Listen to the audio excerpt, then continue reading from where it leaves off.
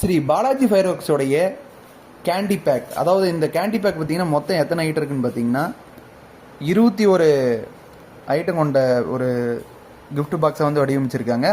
starting பார்த்தீங்கன்னா 4 inch deluxe Lakshmi வந்து